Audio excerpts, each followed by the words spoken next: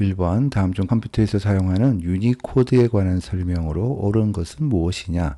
자, 이 문제는 문자를 표현하는 코드 체계의 종류에 대해서 묻고 있죠. 이왕이면 표현할 수 있는 문자 수가 적은 것부터 많은 것의 순서로 알아두면 좋겠습니다. 이 문제에서는 보기 2번, 3번, 4번, 1번의 순서로 암기를 하면 되겠죠. 보기 2번은 이진화, 10진 코드로 불리는 BCD 코드로 6비트를 사용하기 때문에 이의 6승인 64개의 문자를 표현할 수 있습니다. 그 다음 보기 3번은 ASCII 코드라고 불리우고요. American Standard Code for Information Interchange의 약자인 ASCII, ASCII를 부르는 이름이 되겠습니다. 이름에서 알 수 있듯이 미국 표준협회가 데이터 처리 및 통신 시스템 상호 간 정보를 교환할 때 표준으로 제시한 코드입니다. 문자 표현을 위한 7비트와 데이터 전송 시 오류 검사를 위한 패리티 비트 1비트가 추가된 8비트의 코드이고요. 어쨌거나 문자 표현을 위해서 사용되는 것은 7비트이니까 이의 7승인 128개의 문자를 표현할 수 있습니다. 보기 3번은 보기 2번에서 언급한 6비트의 BCD 코드를 8비트로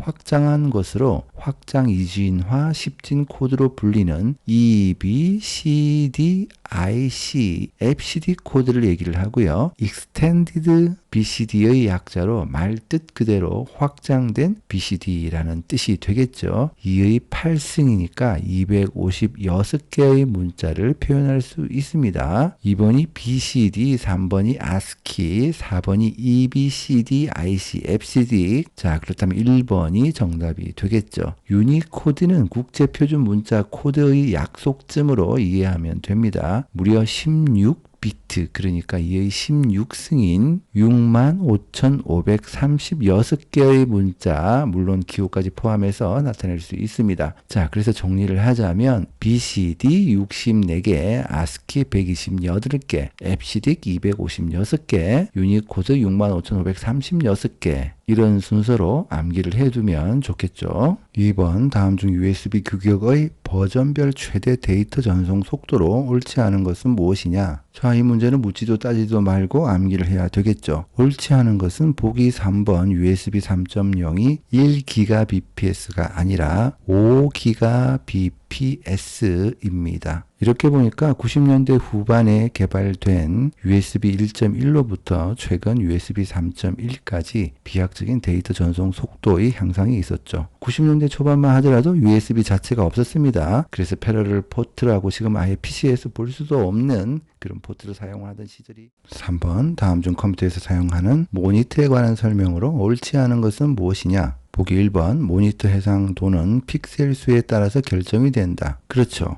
해상도는 화면을 구성하는 픽셀, 화소의 수를 의미하며 모니터 패널의 크기가 같다면 픽셀이 많을수록 해상도가 높고 해상도가 높을수록 당연히 화면은 더 선명해지겠죠. 보기 2번 모니터 크기는 화면의 가로와 세로 길이를 더한 값이다. 보기 2번이 잘못되었죠. 모니터 크기는 모니터의 대각선 길이를 인치로 표현합니다. 이게 정답이 되겠죠. 보기 3번 재생률 리프레시 레이트는 높을수록 모니터의 깜빡임이 줄어든다. 재생률이라는 의미가 좀 다를 수 있지만 1초에 얼마나 많은 장면을 표시할 수 있는가를 나타내는 수치라고 생각하면 됩니다. 디스플레이 설정에서도 확인할 수 있죠. 바로 여기에 있는 세로 고침 빈도라는 부분, 이 부분이 재생률이라는 부분이 되겠죠. 일반적으로 인간의 눈은 1초당 15개의 프레임을 연속해서 보여주게 되면 깜빡임 현상을 못 느낀다고 합니다. 보통 우리가 사용하는 모니터는 60Hz 이상이니까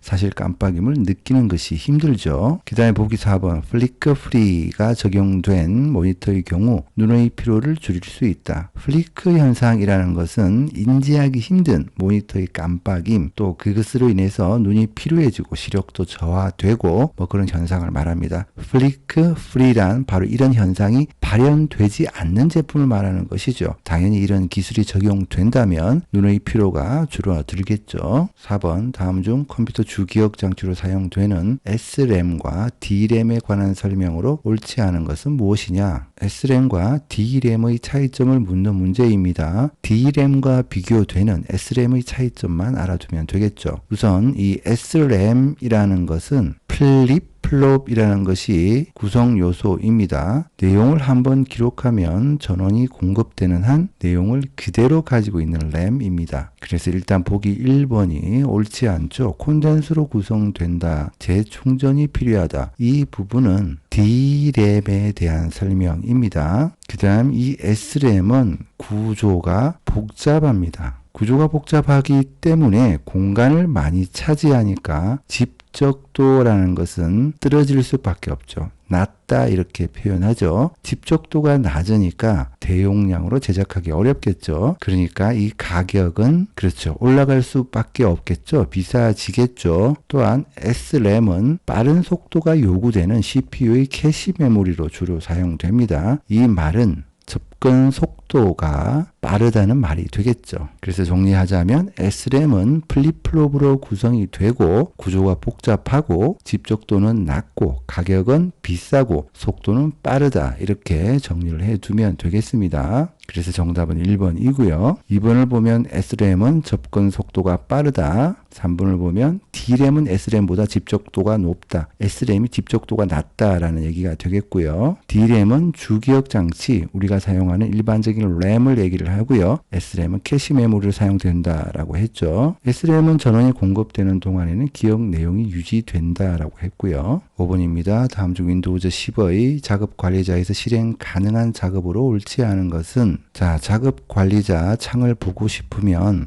가장 간단한 방법은 Ctrl Shift ESC 키를 눌러주면 됩니다. 이 상태에서 한번 살펴보도록 하죠. 1번을 보면 네트워크에 연결되어 있는 경우 네트워크의 작동 상태를 확인하고 수정할 수 있다라고 했는데요. 자, 성능이라는 탭에 가게 되면 와이파이라는 부분이 있는데 이 부분은 네트워크 연결 상태에 따라 다를 수 있겠지만 어쨌거나 와이파이를 통해서 네트워크에 연결되어 있는 경우 작동 상태는 확인할 수 있는데 수정할 수 있는 방법은 아무리 찾아봐도 없습니다. 그래서 1번이 잘못되었죠. 수정할 수 있다라고 했기 때문에 1번이 정답이고요. 그 다음 2번 실행 중인 응용 프로그램이나 프로세스에 대한 정보를 확인할 수 있다. 프로세스라는 곳에 가게 되면 이렇게 실행 중인 응용 프로그램이나 프로세스에 대한 정보를 확인할 수 있죠. 예를 들어서 적당한 프로세스를 선택하고 속성이라는 것을 눌러보면 이렇게 해당 프로세스에 대한 정보를 확인할 수 있습니다. 그 다음 2 이상의 사용자가 컴퓨터에 연결되어 있는 경우 연결된 사용자 및 작업 상황을 확인하고 사용자에게 메시지를 보낼 수 있다. 이 부분은 사용자라는 탭에서 실행할 수 있고요. 현재는 사용자가 하나밖에 없어서 확인할 수 없지만 다른 사용자가 있다면 그 사용자에게 메시지를 보내거나 그런 작업들을 할 수 있습니다. 그 다음 4번을 보면 컴퓨터에서 사용되고 있는 메모리 및 CPU 리소스의 양에 대한 자세한 정보를 볼 수 있다. 그렇죠. 프로세스 탭에서 메모리나 CPU의 리소스 양에 대한 정보를 볼 수 있고요. 성능이라는 탭에서도 역시 CPU나 메모리에 대한 자세한 정보 이렇게 확인할 수 있죠. 이쪽이 좀 더 자세하게 확인할 수 있습니다. 자, 어쨌거나 정답은 수정할 수 없는데 수정할 수 있다라고 한 1번이 되겠죠.